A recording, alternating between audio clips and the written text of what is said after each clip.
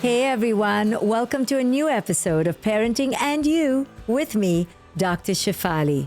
You know, as parents, we carry such an enormous sense of over-responsibility, I say, to do the parenting well, to make things right, to make sure our kids are protected and joyful and confident and happy all the time. We put so much pressure on ourselves. Add to it, if you are an overly empathic and caring mother, add to that if you're a single parent, add to that if you're going through perimenopause or menopause. And now you have a powder keg of emotional stress. Coming up next, you're going to hear from a mother of 9-year-old twin girls who says she's overwhelmed and stressed because of all the pressure she has and she's going through perimenopause. Joining me now is Audrey. She says she's struggling to raise her 9-year-old twin girls while going through perimenopause. Hi, Audrey. What's going on? Hi. Well, there's a lot going on, but the bottom line is, when there's so much going on in life, and perimenopause is just one thing, but it's a major thing. How do I not spend my days counting down to when they're going off to college? It's like that's not the type of relationship with my kids or with parenting that I want. Like, when am I going to get a break? Like when they're gone. So it's like, how do I overall deal with all that I carry being a single parent that's going through this phase of my life? I'm also an older parent that has all of these very real hormonal changes as well as just life stressors without just counting down the days until they're out of the house. Oh, I hear you. So you're a single parent. I presume you're a working parent. Yes. And you're an older parent, and you got this extra burden of your body going through all these changes. It's a lot. And you have twins. Yes. Twin girls. So you really have your plate full. Yes. And I'm not just a single parent. I'm a single parent by choice, meaning I used donor sperm and I did this all on my own. So I don't have a tap out partner. Yeah. So this is about being overwhelmed, fatigued, exhausted, burnt out. Yes, absolutely. And then when we feel this kind of way, we automatically want to, get rid of whatever is stressing us on the outside. But it's really what's happening on the inside, because whether we like it or not, your children are here to stay for another 9 years, okay? So we have to figure out a different approach. Otherwise, how can you keep counting the time till they go off to college? It's so long, and that's going to make you more depressed. And it's not what I want. I love my kids. I want to have, they'll ask me, Mom, what's the hardest thing about parenting? I'm like, it has nothing to do with you guys. Right. It's all the other stuff. Yes, yes. So how can we enjoy this time, right? Yes. How can you look back, if you were looking back 10 years from now, and say to yourself, you know what? I really had a great time. I enjoyed them. I was present. I was relaxed.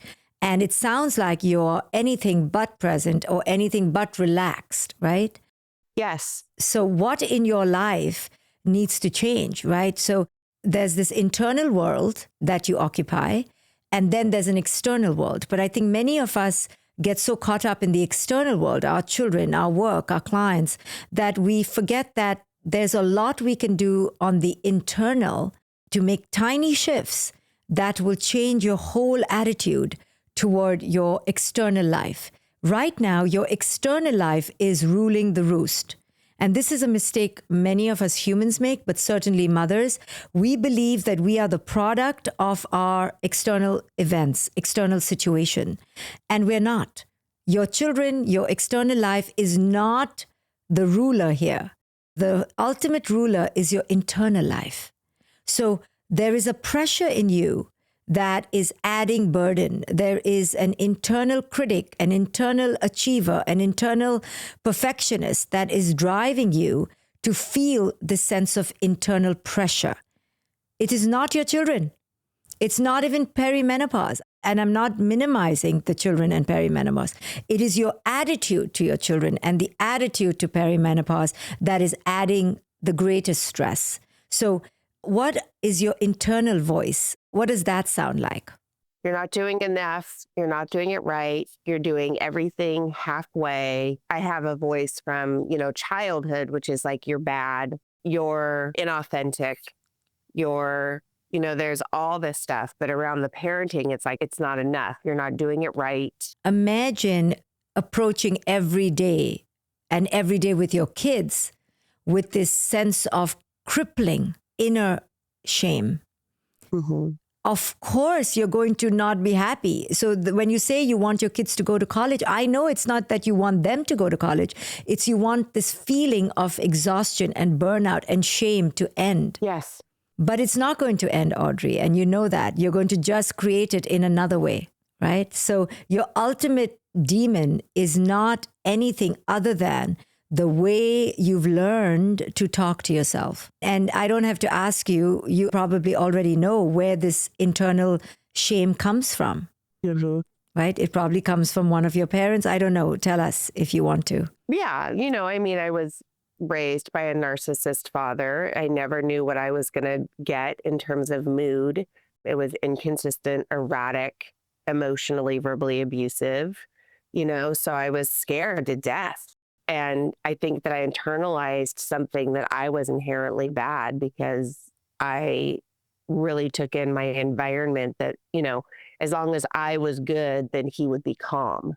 Yes, yes. But I didn't know where the measure was for good because it changed so much. Oh, wow.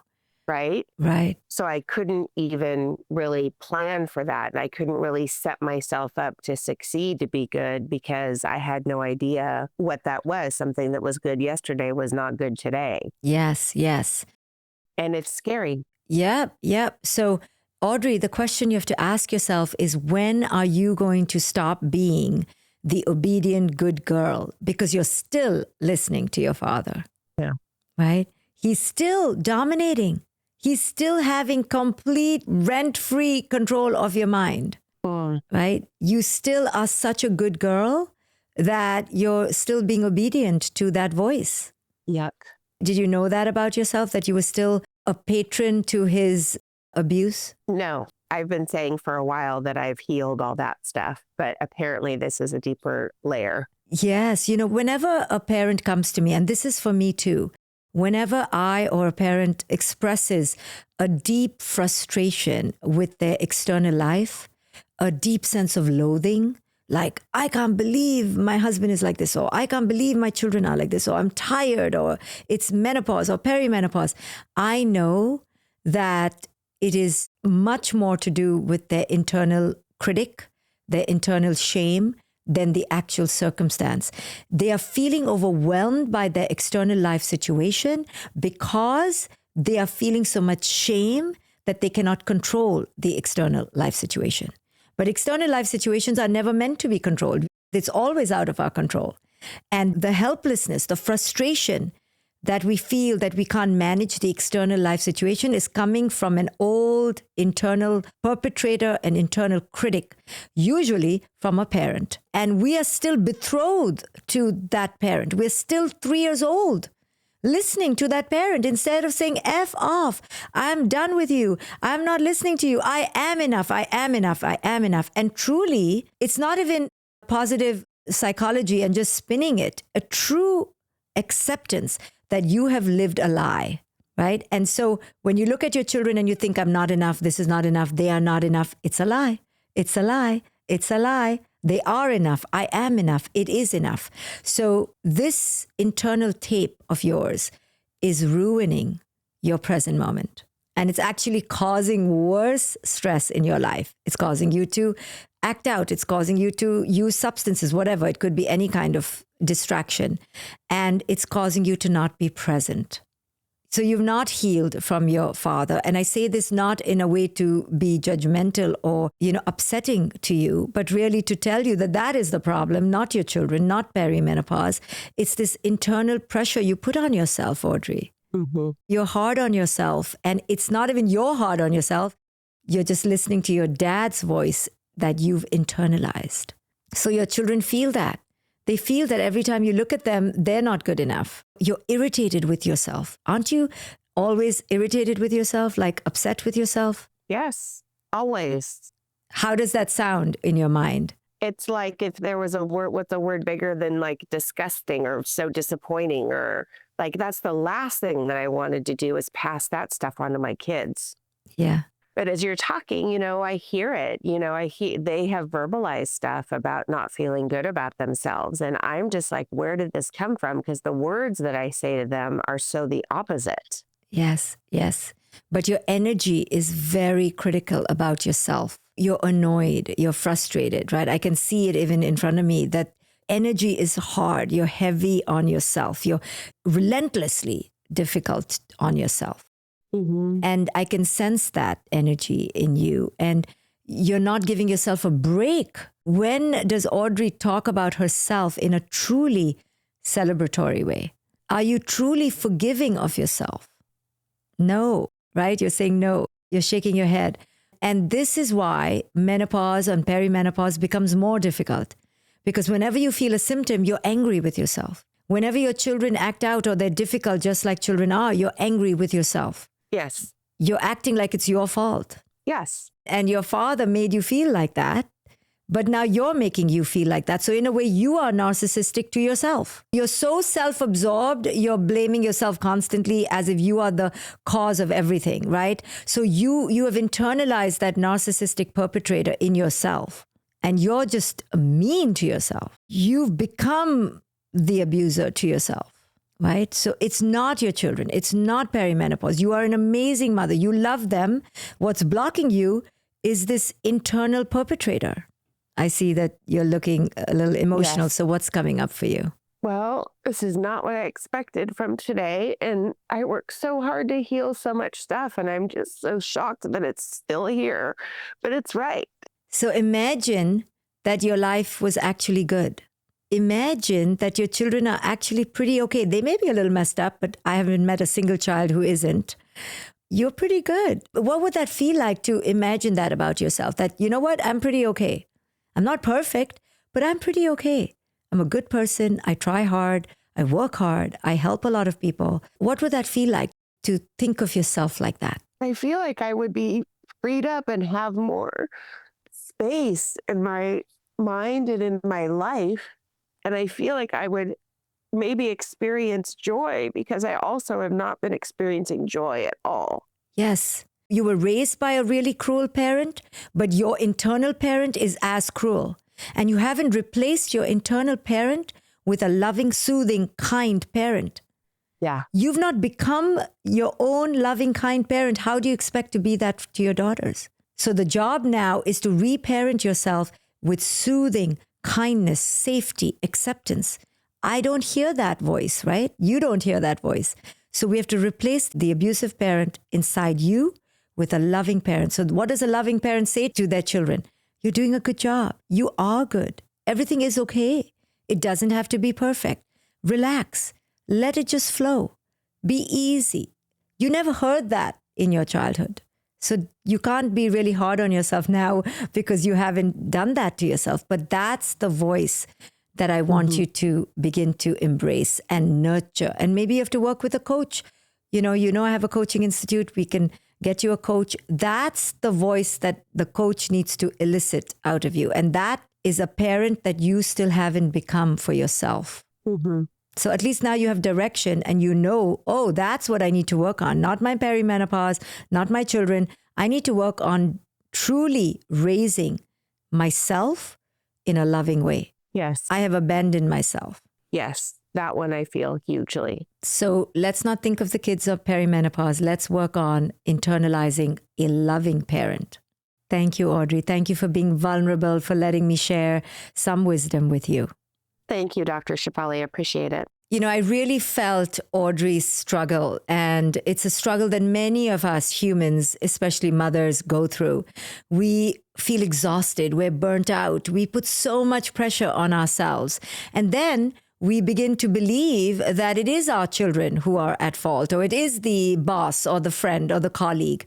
And I'm just here to remind us all to take a deep breath. When we're feeling this way, it's often, most likely, because we are relentlessly hard on ourselves. And why are we relentlessly hard on ourselves? Because we have internalized a very punitive, perpetrating, abusive, scathing, shaming inner voice from our parents or culture. So if you are someone right now who's feeling overwhelmed with your life and wishing that you were not in a marriage or not with your children or not at your job, just take a deep breath. It's probably not the job, the children, or the partner. It's because you are struggling with what you are experiencing on the inside.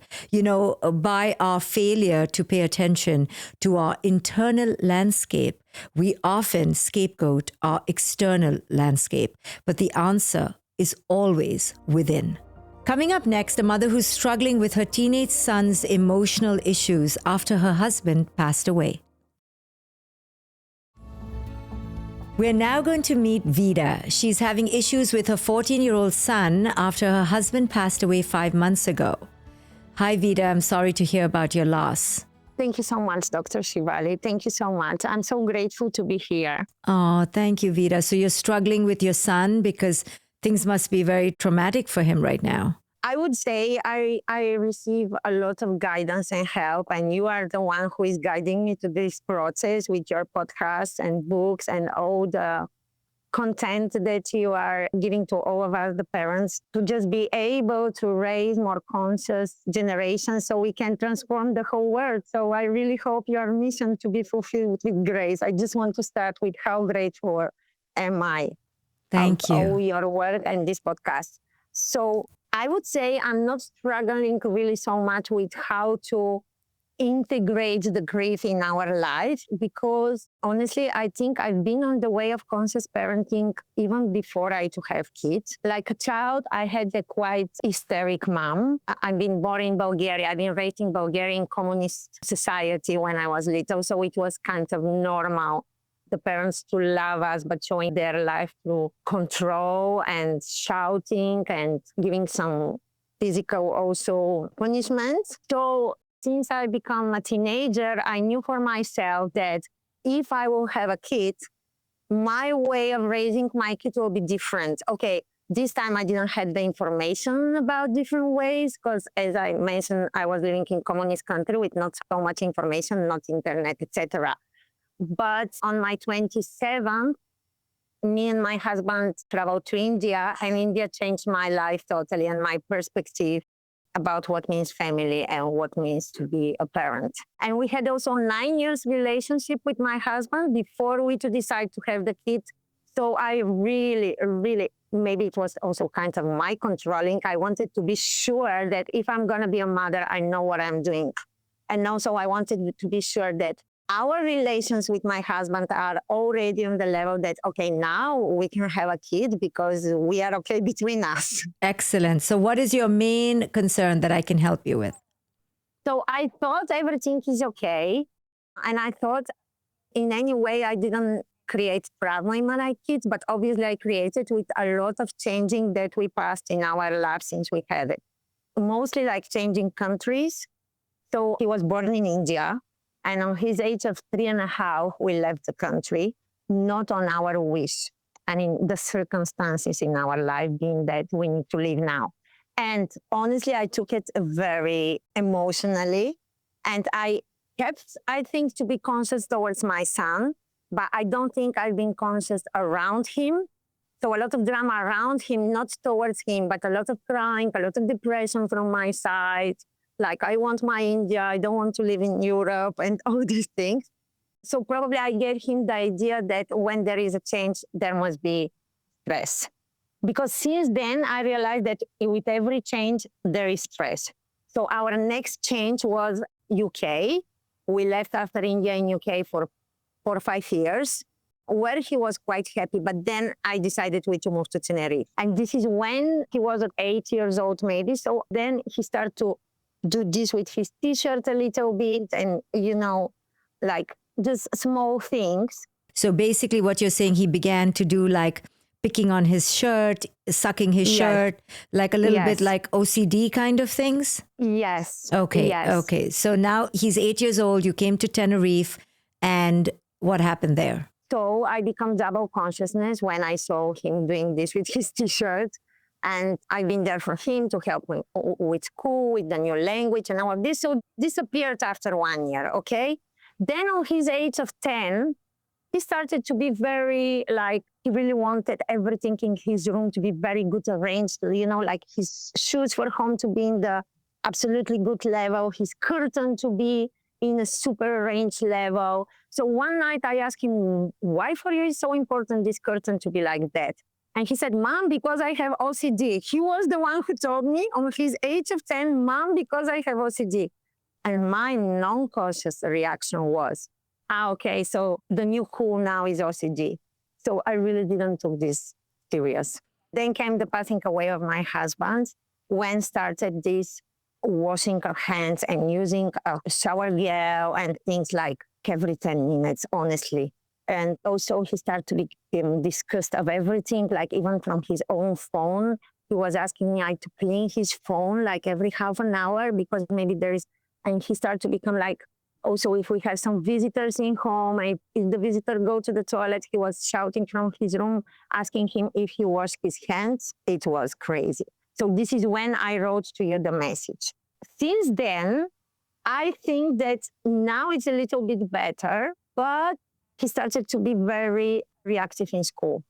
So in home, we are super. In home, I have a super mature, conscious son in a very good connection. But in school, since my father passed away, he's in a very bad relations with half of the teacher, including the director. Now, is it your father or his father?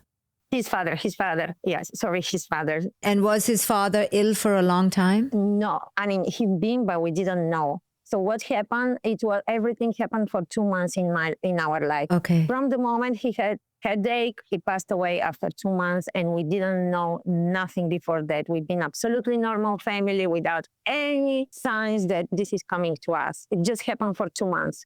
Okay, I'm sure you are going through a lot. So I have two main questions. Okay. I'm doing my best to deal correctly with that. First of all, how I know how to support him. He's really now with a lot of problems in school. So how I know where is the border between teenage age, results of trauma, and also if those are results of trauma, how I know if this is something that I just need to continue to support him and it will be okay, or can be some condition that I need to check with doctor, his brain. Even questions like this are coming to me. So this is one of the topic. And then the other topic is, all my life I was preparing for conscious parent in a family with husbands. And now since 2 months, it's new for me. I'm a parent without the husband. So which is the most conscious way that I can support the missing of the father right now? I mean, I cannot become in the same time also mother, also father. But in the same time, he's 14 years old boy. So exactly now was the moment when I need to get a little bit back. And my husband, like a man example, needs to come forward. So let's take a deep breath and just quiet and calm. I know you're very anxious. You want to get so much information to me. I really appreciate it. But I think this is the issue. I think you're anxious. I think you're trying very hard, sweetheart, to be brave. I think you're trying too hard. And that is the problem. I think you're stressed and you're not relaxed. Your child is picking up on this very frantic energy and you're racing and you're trying so hard. That's the energy. Yes. And I think that's causing a lot of anxiety in him. It's very possible. You're trying so hard, you see? You're trying so hard to be amazing, but in trying so hard, you're creating anxiety in you and others around you. You need to just relax. You can cry. There's a difference between crying versus being stressed. Okay, yes. Now you're already thinking, how do I deal with my husband not being there? Right now, we don't need to deal with anything. We just need to just become still and cry. Right now, we don't need to act. We don't need to change. We don't need to fix. We just need to cry and be together. You're trying to get to the next step so fast that even you are exhausted. So he is feeling all this stress. And you're trying so hard to be an amazing parent, but you're actually bypassing the isness of the reality that now we're stressed. I said many times, even now, I'm sure this is hard. I'm sure this is difficult. You must be traumatized. And you kept talking, right? But I know you want to tell me everything. You're actually being so lovely. You're a sweetheart. You're lovely. But you're bypassing the breathing, the slowing down, the staying calm, the being in the present. You're going, you're going 10,000 miles an hour, but you need to slow down to 1 mile an hour. So can you remember this? I need to slow down. I need to talk less. I need to just feel.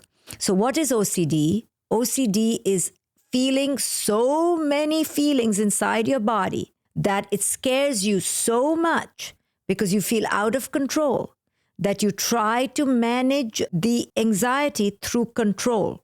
And you're doing the same thing, just in a different way. So he cannot control his anxiety, and neither can you. So he tries to control it by washing his hands. He tries to control it by counting or fixing the shoes. The shoes have nothing to do with his feelings. The curtain has nothing to do with his feelings, but it is a way that makes him feel in control of his uncontrollable inner emotions. And you also have a hard time dealing with your uncontrollable emotions. So I would suggest that both of you go to a therapist.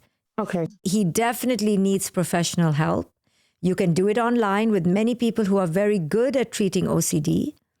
And you need to learn how to meditate, how to calm down, how to grieve without fixing it. He is picking up on your high stress. See, you think if you're sad, that's not a good thing. But actually you're stressed, which is the bad thing. So sadness is different from stress. You appear stressed. I'm saying become sad. Your stress is a cover-up for your sadness. You're actually sad. Yeah. But you don't allow yourself to just be sad. You're trying to fix it. And I think by you learning to meditate, learning maybe yoga, to come into your body, you're very much in your head, he will definitely change because you're such a good mother. You're such an amazing, sweet person. So the only thing is that you've been going through so much and you're super, super, super trying to avoid the feelings. But when we avoid the feelings, it actually becomes worse. Yeah, thank you, Dr. Shefali. I suppose you're going to be very surprised to tell you that I'm 3 times student of Vipassana and I'm into yoga from 20 years and still I'm like that very often. I tell you, my father passed away when I was 16. And my mom, what she did, she was just set and in depression. Our family finished because with my sister, we didn't lost only our father. We lost also our mom, which is alive still and thanks God. But she was sad and depressed all the time. But there's a difference between feeling your feelings, like in Vipassana meditation, you can watch it, you can cry, but you don't have to get depressed. Yes. And you're trying so hard to not be that. Yes. The child doesn't know where to put his feelings. You're very, very conscious and very aware. I think you're just too hard on yourself and you are escaping the reality and making it worse. It's okay to be sad. You don't have to get depressed. It's okay to be sad. Yes. You don't have to be stressed. Your mother disappeared. She wasn't present in the sadness. You can be present in the sadness. Talk about your husband. Say, I'm feeling sad, but show your child it's okay to have messy emotions, but they don't have to eat you up. Right. See, they ate your mother up and now they're eating your son up. So you can show him that it's okay to be sad without the feeling taking over. You can have the feeling doesn't have to have you. Right. I think this is exactly the border that actually I can be sad, which doesn't mean I'm repeating the pattern of my mind, of my mother deep depression. Yes. This was amazing. Thank you so much for this. And also this that you are advising me that the right steps would be now to search for psychologists because I was not sure, do I need to do right now this or I'm good enough consciousness to just be mother, father, No. and also psychologist and conscious parents and all this together. You need help and you need support. I've started a new community. Okay. It's called the Conscious Circle, where we are a community that will help you. So if you want to join that, you can get the support there. You need support. You don't have to be superhuman anymore. And that will teach your son to get support as well. Thank you, Vita. Thank you for joining us. Thank you. Thank you, Dr. Shefali. Bless you. This mother's story really touched my heart because I could see how she was traumatized by her own father's passing and how that influenced how she was dealing with her son's experience of his father passing. Isn't it incredible how these patterns show up in our lives and we then project what we experienced onto our children? She was so wanting to not be the mother she had that she has ended up being the mother that she had, right? She so did not want to be depressed like her mother was, and she so wanted to show up for her son that in her overcompensating for her feelings, she actually disconnected from her own feelings and then wasn't able to show her son how to deal with his feelings. So this work is incredibly moving, incredibly deep, incredibly challenging. I encourage anyone listening to understand that they are not alone. We are all trying to wade through our past patterns, and these patterns, they just show up in our lives and they take us unaware. And no matter how much work we've done, you heard her, she's a meditator, she's learned conscious parenting. Same for me, I teach this stuff. But the unconscious patterns just have a way of weaving themselves into our lives. So we have to have grace for ourselves, great compassion, and forgiveness for when we mess up. And allowing ourselves to be human allows our children to accept their humanity. You heard me tell Vita about my conscious community. So if you are longing for a community and longing for more guidance, more support, check out my conscious community. It is called The Conscious Circle. The links are in the show notes below. Thank you so much for listening to this episode, and we will see you on the next episode of Parenting and You with me, Dr. Shefali. Parenting and You with Dr. Shefali is for educational and informational purposes only. It is not intended as a substitute for professional medical, psychological, psychotherapeutic, coaching, healthcare, or other qualified professional advice, diagnosis, or treatment.